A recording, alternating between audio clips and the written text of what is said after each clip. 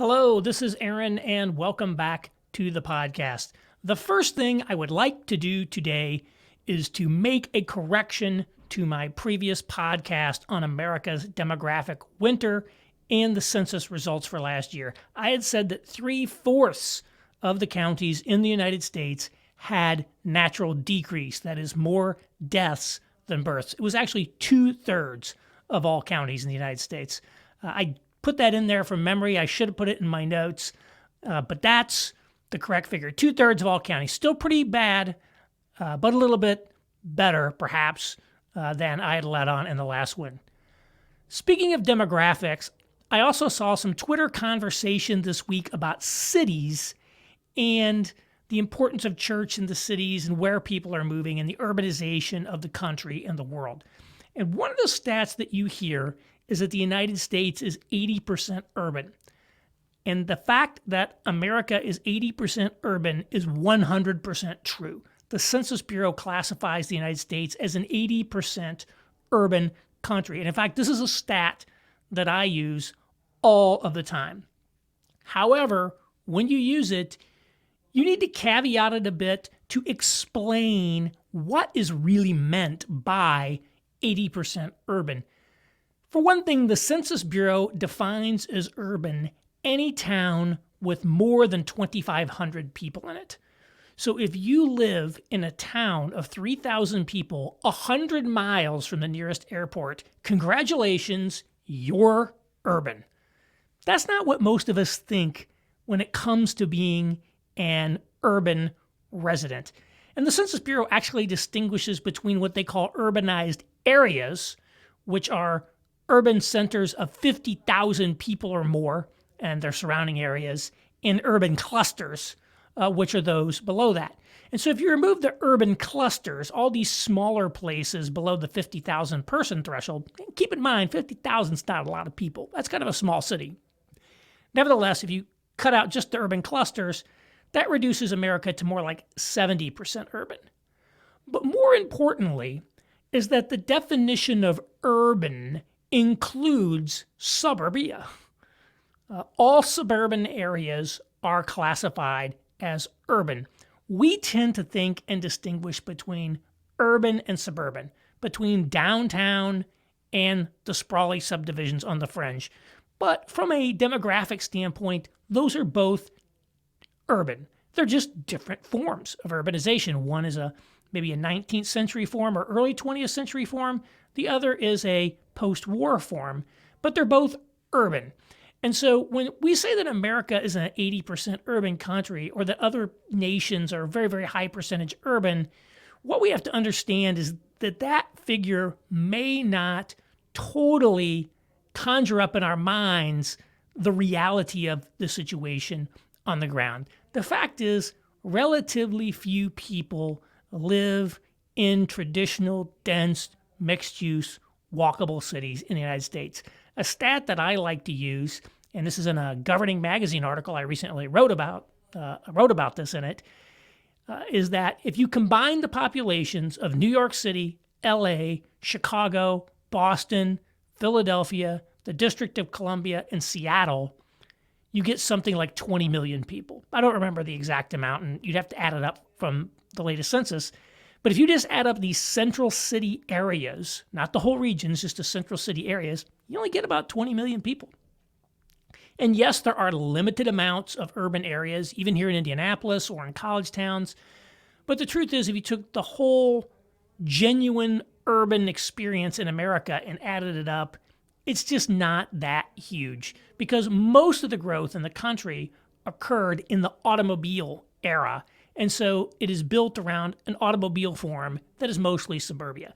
So when people talk about the number of people living in cities and the fact that America is 80% urban, you have to really understand what that means. It's mostly talking about suburbia, and it's also talking about a lot of very small towns that the Census Bureau classifies as urban. Again, those smaller towns, the urban clusters, they're only about 30 million people. They're not a huge sum, but it's worth thinking about. So I just throw that out there. After my last podcast on a demographic winter, I got a suggestion from a reader basically saying, hey, Aaron, you should incorporate more of your old urban policy work into this podcast. And so let me know if that's something you'd be interested in. Some of these educations on the demographics and some of the trends in society. I do want to do some of it because these trends are very important in understanding the world that we live in. If you don't understand what's happening demographically, if you don't understand what's happening economically, then just knowing the culture, you're missing some important dimensions of the puzzle in America.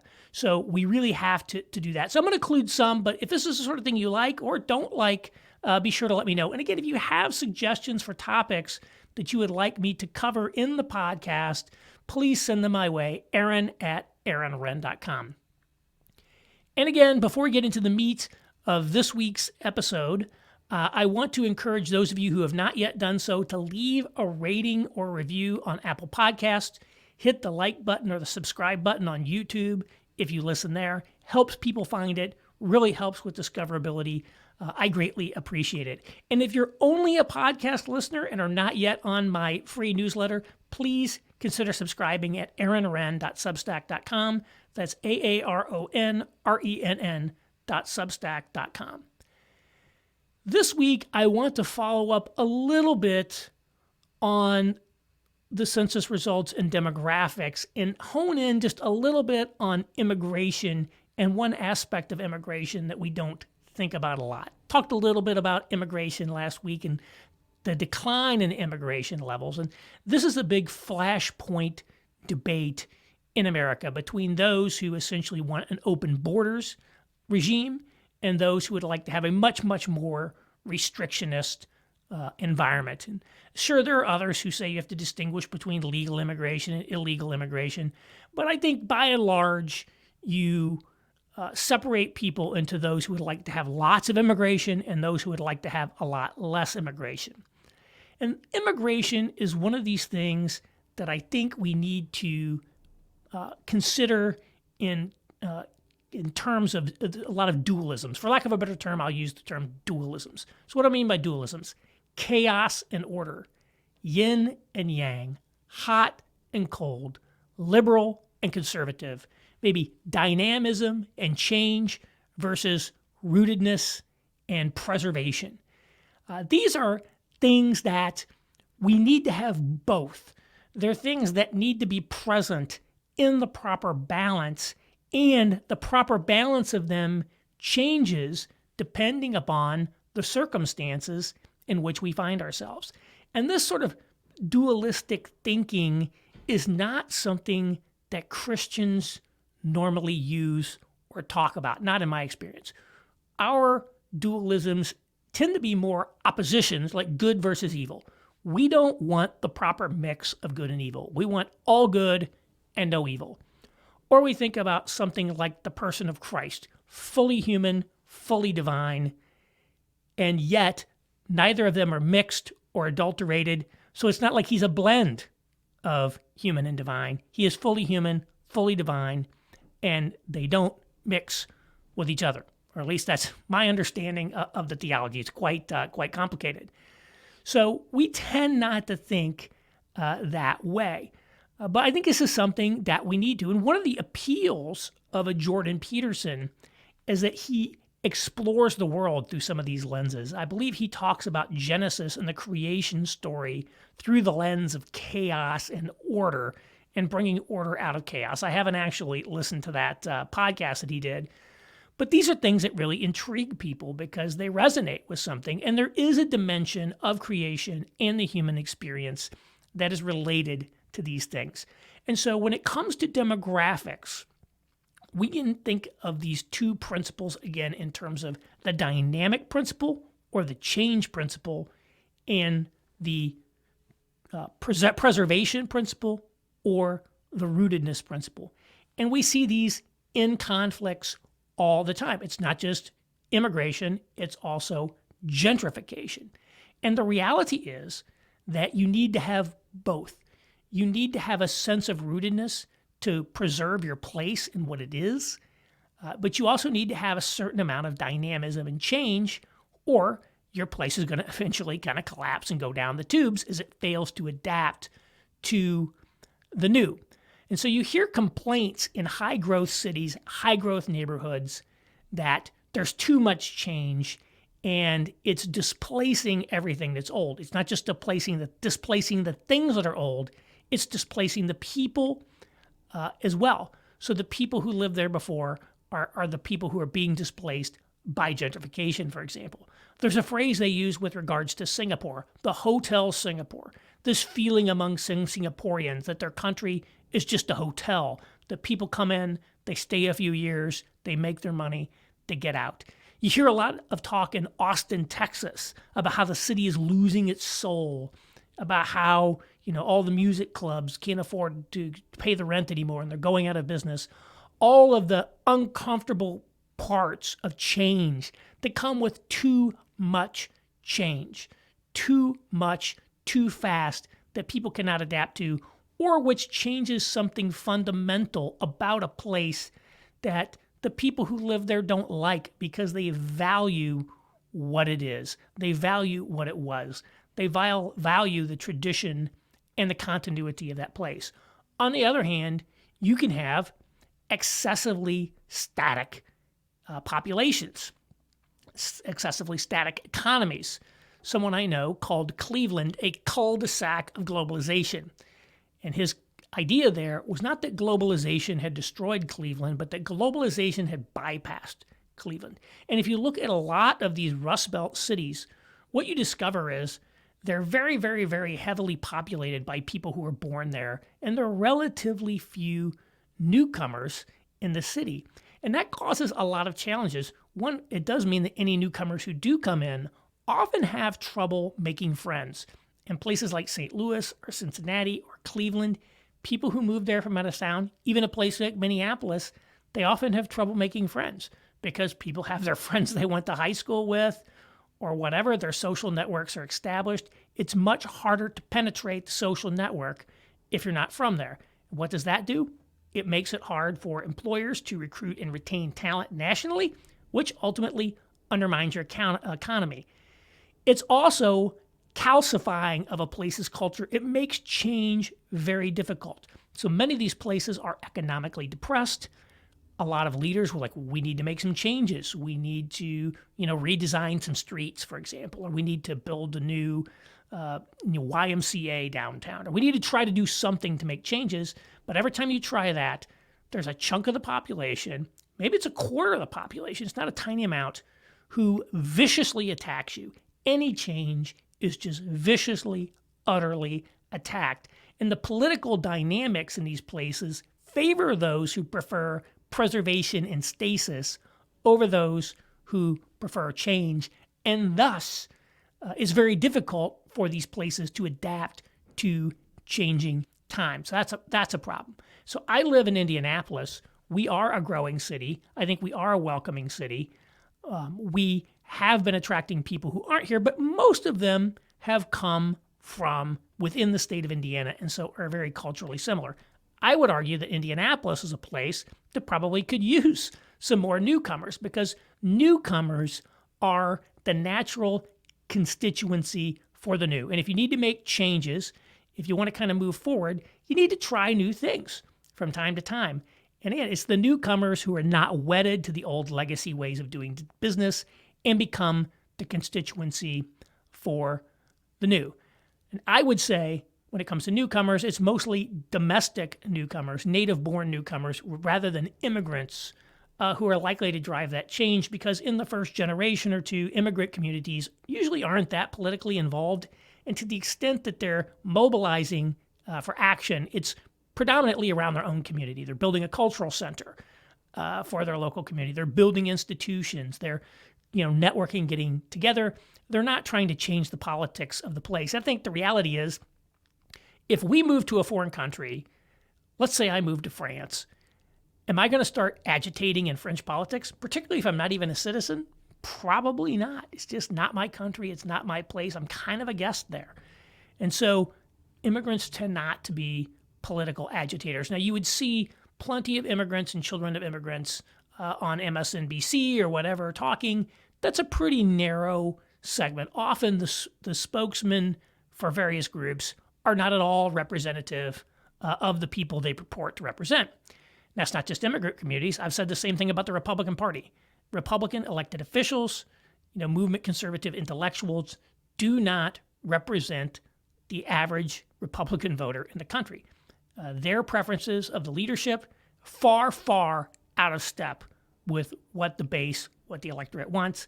So the people you see on TV are not necessarily reflective of communities. And so you need to have both the dynamic principle and the preservation principle and kind of the rootedness principle, but you need to have them in a mixture that depends on the place. In a place like Cleveland, they probably need more change.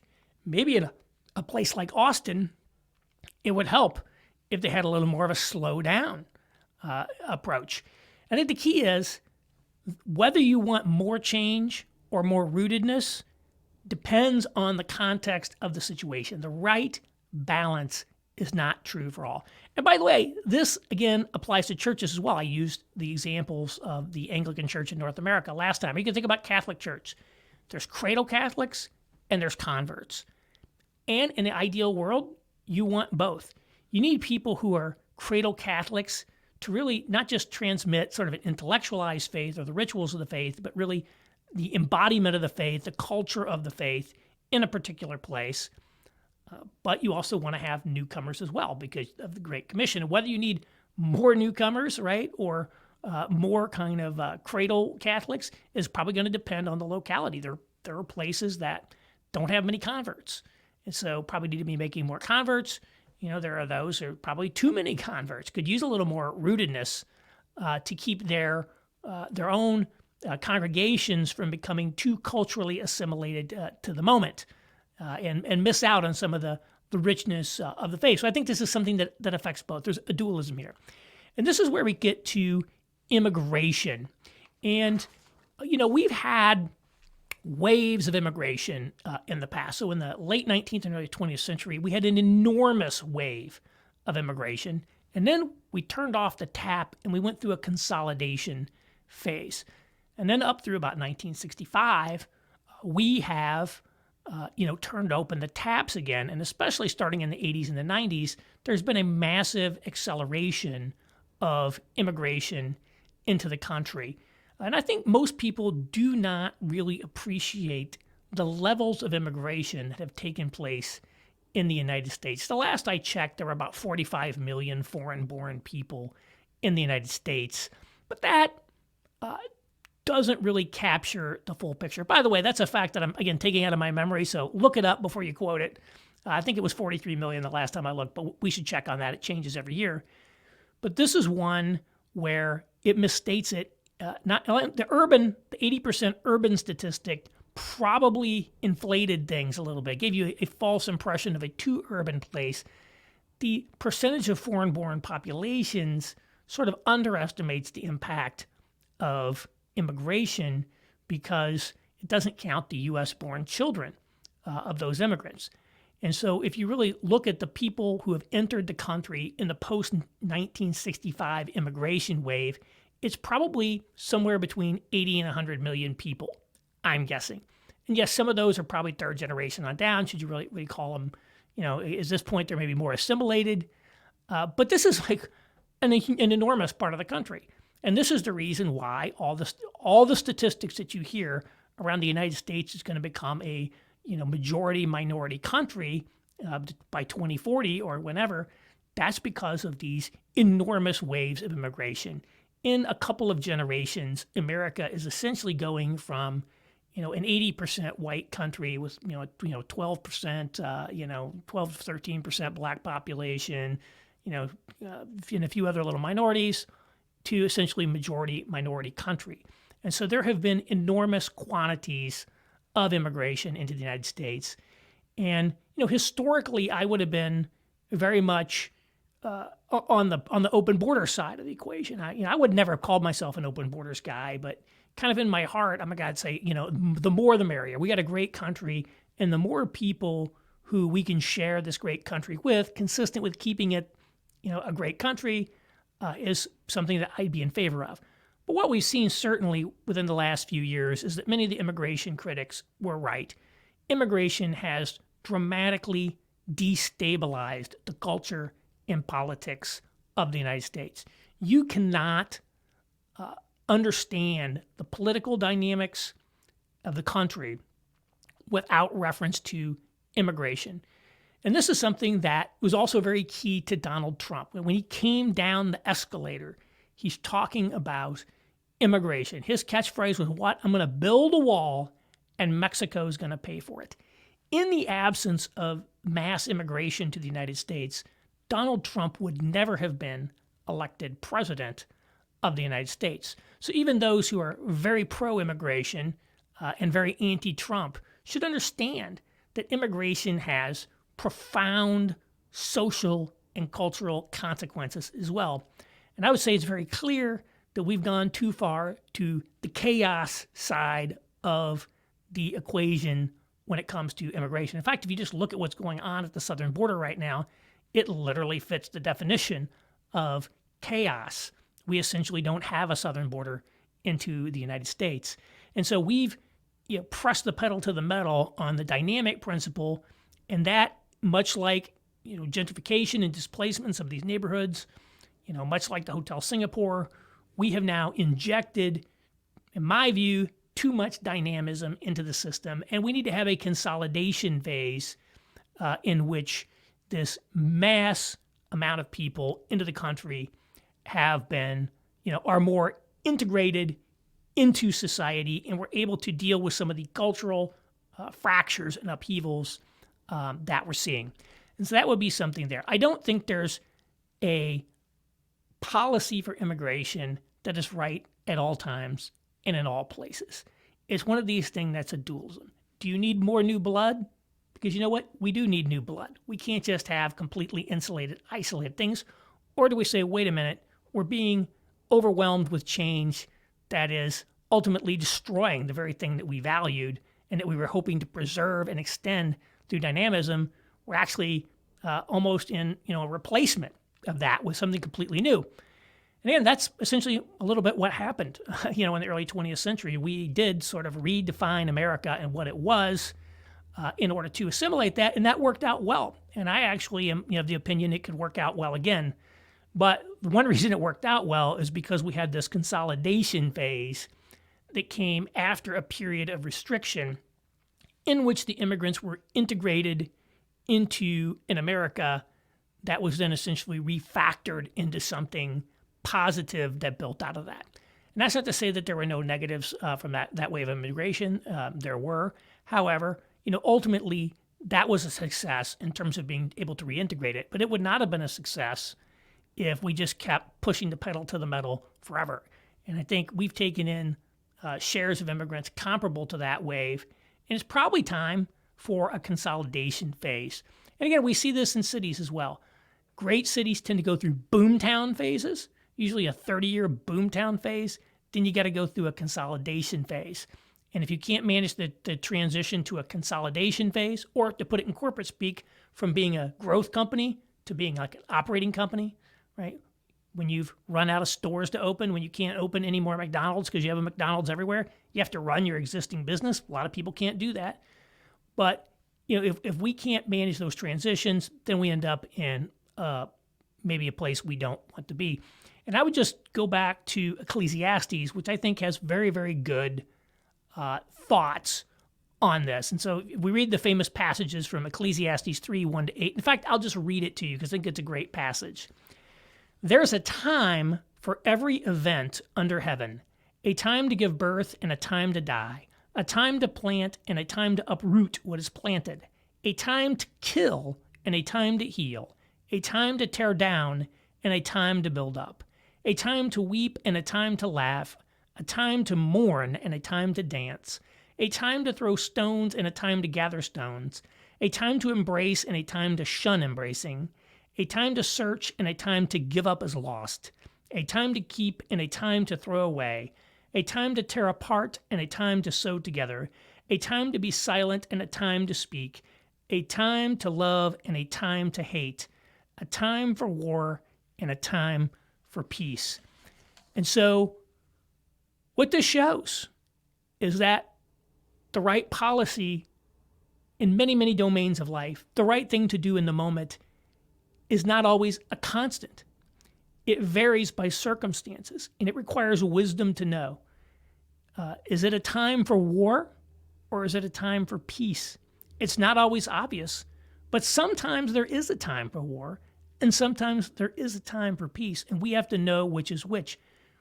Do you know what time it is? That's a question I would ask. And this affects not just immigration, but it affects so many matters of our time.